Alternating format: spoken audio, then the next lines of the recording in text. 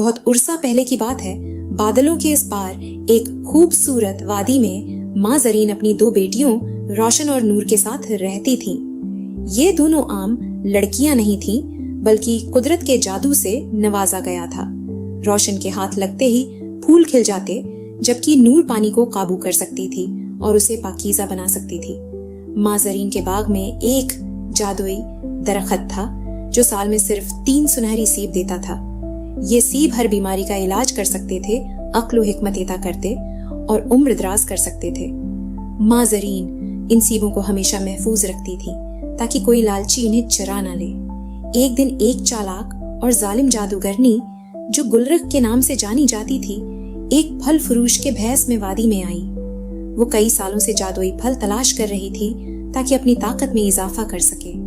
वो बाजार में एक टोकरी भरकर रंग बरंगे और खुशबूदार फल बेचने लगी और मीठी आवाज में पुकारने लगी, मीठे सेब, रसीले आड़ू और सुनहरी अंगूर, ऐसे फल जो आपको हमेशा जवान रखें। जब रोशन और नूर उसके स्टॉल के करीब पहुंचे तो वो फलों की खुशबू और रंगत देखकर हैरान रह गईं। नूर ने एक आड़ू उठाया और पूछा, क्या ये वाकई किसी को हमेशा जवान रख सकता है? जादूगरनी मुस्कुराकर बोली, हाँ, लेकिन सिर्फ तब जब उसे परियों के बाग के सुनहरी सेब के साथ खाया जाए। ये सुनकर दोनों बहनों के चेहरों पर हैरत दौड़ गई। ये औरत है, सुनहरी सेबों के बारे में कैसे जानती थी? वो जल्दी से वहां से चली गई, लेकिन दिल में एक अजीब सी बेचैनी महसूस कर रही थी।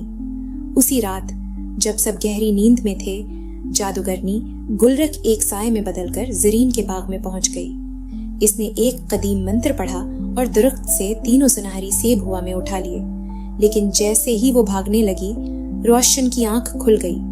इसने जादुई तवानाई को महसूस किया और फौरन बाहर भागी। वो ये देखकर हैरान रह गई कि जादूगरनी उनके कीमती सेब चुरा कर जा रही थी। रुक जाओ, रोशन ने चीख कर कहा और एक जादुई झोंका चलाया ताकि गुलरख को रोका जा सके।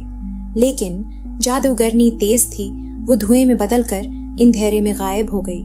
अगली सुबह जब माँ जरीन को हकीकत मालूम हुई तो वो गम से निढाल हो गए। बगैर उन सेबों के वादी की सारी जादुई ताकत खत्म हो जाएगी, उन्होंने अफसोस से कहा। रोशन और नूर ने अपनी माँ को तसल्ली दी और वादा किया कि वो किसी भी कीमत पर सेब वापस ले आएंगी। उनके पास वाहिद सराग चांदी का एक पर था जो साबित करता था कि हम चूर क्रिस्टल पहाड़ों की तरफ गया था, जहाँ काला जादू बहुत ताकतवर था। रास्ते में उन्होंने एक उक्लमिंदउलो सेजेन से मुलाकात की, जिसने उन्हें खबरदार किया, जादूगरनी की किला फरीबों से भरा हुआ है। उसे शिकस्त देने के लिए तुम्हें एक और जादुई फल की जरूरत होगी। रोशन और नूर परेशान हो गईं। उनका दरख्त तो पहले ही चोरी हो गया था, फिर वो जादुई फल कहाँ से लाएं? मुस्कुराकर उन्हें एक खफिया आबशार के पास ले गया, जहाँ एक नायाब चांदी का बैरी पौधा, मूनबेरी प्लांट, ओग रहा था। ये बैरियां जादुई मंत्र तोड़ सकती हैं अगर उन्हें सुनहरी सेब के साथ मिलाया जाए, इसने समझाया। बहनों ने एहतियात से चंद बैरियां चुने और अपनी मुहिम जारी रखी। सूरज गुरूब होते ही वो जादूगरनी के कल्ले पहुंच गए, जो शीशे की बनी हुई एक चमकती हुई इमारत थी। जैसे ही वो दरवाजे को छूते, वो गायब हो जाते और रास्ते एक न खत्म होने वाली भूल भलिया में बदल जाते। हम अंदर कैसे जाएं? नूर ने बेचैनी से पूछा। रोशन ने एक चांदी की बेरी हाथ में मुसल्ली। अचानक इसके हाथ से एक नर्म रोशनी निकली, जिसने एक छिपा हुआ रास्ता जाहिर कर दिया। किले के अंदर वो एक अजीम इल्शान हाल में दाखिल हुए, जहां जादूगरनी गुलरख मुस्कुराते हुए सुनहरी सेबों को देख रही थी। तुम दोनों पिरियां बहुत देर से आई हो, गुलरख ने कहा। अब मैं ये सेब खाकर हमेशा के लिए नाकाबिल शिकस्त बन जाऊंगी। गुलरख ने जैसे ही सेब का पहला नवाला लिया, रोशन ने जल्दी से चांदी की बारियों का सफूफ इस पर फेंक दिया। एक जोरदार चमकदार रोशनी पूरे हाल में फैल गई। सुनहरी सेब पत्थर में बदल गए और गुलरख की ताकत कमजोर होने लगी। ये क्या हो रहा है? वो चीखने लगी।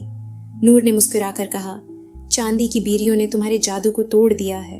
अब गुलरख एक बूढ़ी कमजोर औरत में बदल चुकी थी और उसकी तमाम जादुई कुव्वत खत्म हो चुकी थी।